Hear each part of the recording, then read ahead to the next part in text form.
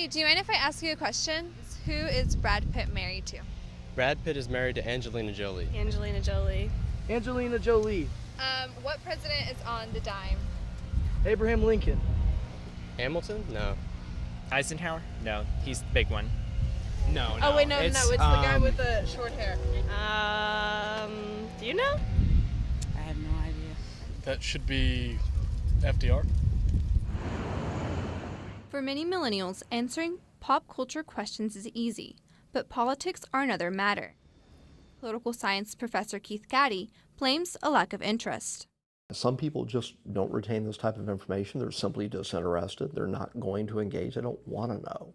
Turn out in large. Bill Shepard, founder of Sooner Poll, says politics has not been a priority for millennials. Now, I've asked that question to a lot of people under the age of 34. They do not answer Roosevelt as quickly as they answer Angelina Jolie. And there's more information out there, and that becomes easier to get engaged in that information than talking about 70-something white men and white women running again for president of the United States. But that attitude may be changing.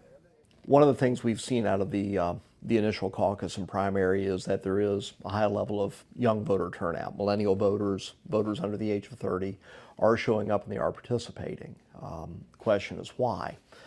Part of it has to do with real issue concerns that, if we look at the polling that has come out of Iowa and New Hampshire, the young voters that are showing up have a variety of very real concerns about the economy. Millennials like Hector Alanis and Jose Nava believe social media is fueling an increasing interest in politics.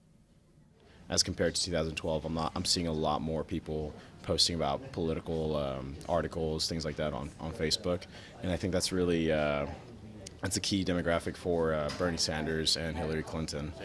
We're expressing what we feel, and it's getting contagious around the country. So I think Oklahoma is the next state to do that. So. New technologies could also help shape interest among Oklahoma millennials.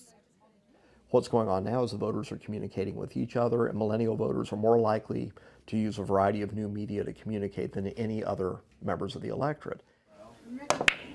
Whether that will translate into higher voter turnout from millennials on Super Tuesday remains to be seen. Gaddy is optimistic.